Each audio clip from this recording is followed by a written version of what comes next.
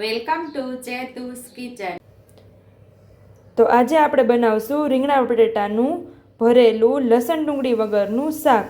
તો એના માટે આપણે અહીંયા 5 થી 6 રીંગણા લઈ લીધા છે, નાના બટેટા લઈ લીધા છે, 1 ચમચી જેટલા માંડવીના બી, 1 ચમચી જેટલું બેસન, 1 ચમચી જેટલા તલ, થોડા લીલા ધાણા, અડધું લીંબુ, 1 ચમચી જેટલી ખાંડ, સ્વાદ મુજબ મીઠું, રેગ્યુલર મસાલામાંથી મસાલા અને તેલ। તો પહેલાં આપણે માંડવીના દાણા છે એને ઉમેરી દઈશું મિક્સર જારની અંદર। તલ છે એને પણ માંડવીના દાણાની સાથે જ આપણે ઉમેરી દઈશું। હવે આપણે આને પલ્સ મોડ ઉપર પીસી લેશું।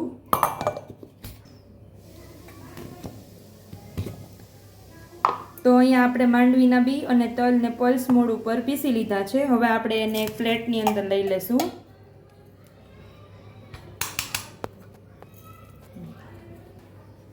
હવે અહીંયા આપણે જે બેસન લીધેલું છે એને ઉમેરી દઈશું, ખાંડ લીધેલી છે એને ઉમેરી દઈશું,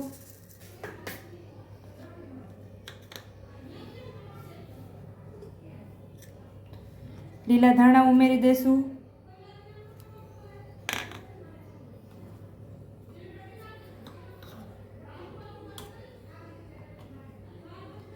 એક ચમચી જેટલું લાલ મરચું પાવડર, 1 ચમચી જેટલું ધાણા જીરું, 5 ચમચીથી થોડીક વધારે હળદર, સ્વાદ મુજબ મીઠું અને હવે આપણે લીંબુ ઉમેરી દઈશું। અહીંયા આપણે અડધું લીંબુ ઉમેરી દઈશું એટલે ખટાશ અને ગળાશ છે એ બે બેલેન્સ થઈ જાય। અને થોડુંક આપણે તેલ ઉમેરી દઈશું। હવે આ મસાલાને આપણે સરસ મિક્સ કરી લેશું।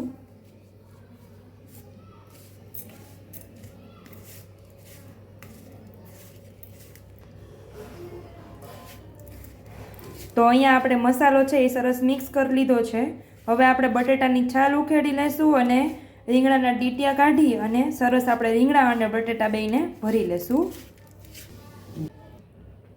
તો આવી રીતે આપણે રીંગણાના ડીટાનો ભાગ કાઢી લીધો છે। તો હવે રીંગણાના આપણે 4 ભાગ કરી લેશું।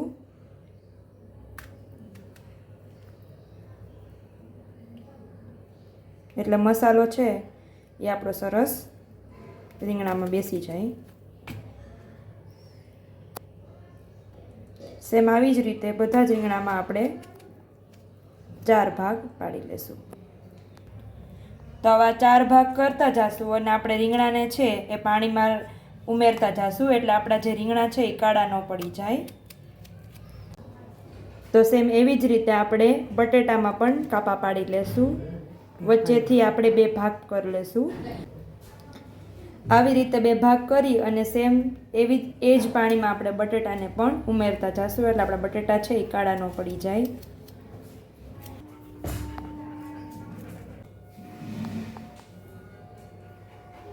તો હવે આપણે આ રીંગણાને મસાલાથી ભરી લેશું।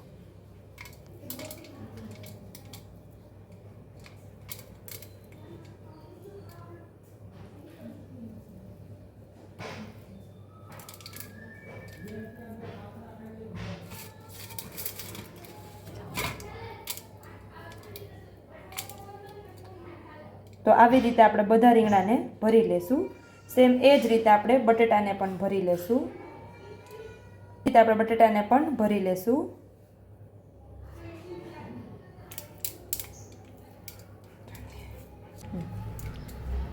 તો આવી જ રીતે આપણે રીંગણા અને બટેટાને ભરી લેશું। અહીંયા આપણે રીંગણા અને બટેટા ભરી લીધા છે। રીંગણા અને બટેટા આપણે જ્યારે ભરતા હતા ત્યારે આપણે સાઈડ ઉપર તેલ ગરમ થવા મૂકી દીધું છે। અહીંયા આપણે 2 મોટા ચમચા જેટલું તેલ ઉમેરી દીધું છે। તેલને આપણે સરસ ગરમ થવા દેશું।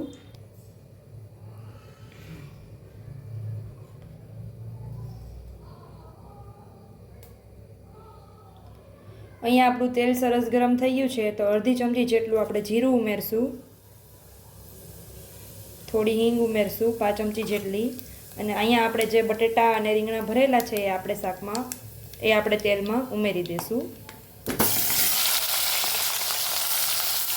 અને અહીંયા આપણે જે મસાલો બચેલો છે એ પણ આપણે આમાં ઉમેરી દઈશું।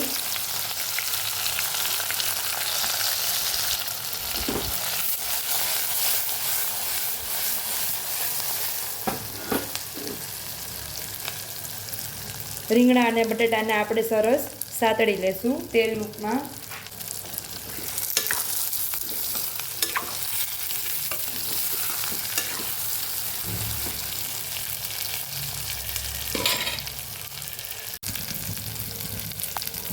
અહીંયા આપણે અડધો ગ્લાસ જેટલું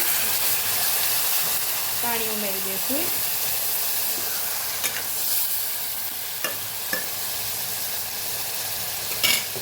કુકર બંધ કરી અને આપણે 2 સીટી લઈ લેશું.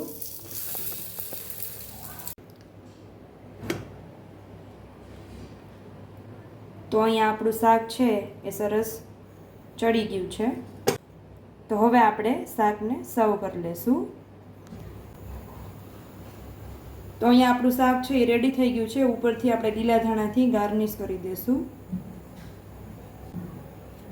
તો લસણ ડુંગળી વગરનું રીંગણા બટેટાનું ભરેલું શાક તૈયાર છે. જો તમને મારી રેસીપી પસંદ આવી હોય તો મારી રેસીપીને લાઈક કરજો, શેર કરજો, હાઈપ કરજો, સબસ્ક્રાઈબ કરજો, બેલ આઇકોનને દબાવતા ભૂલતા નહીં અને કમેન્ટ બોક્સમાં કમેન્ટ કરજો કે મારી રેસીપી કેવી લાગી.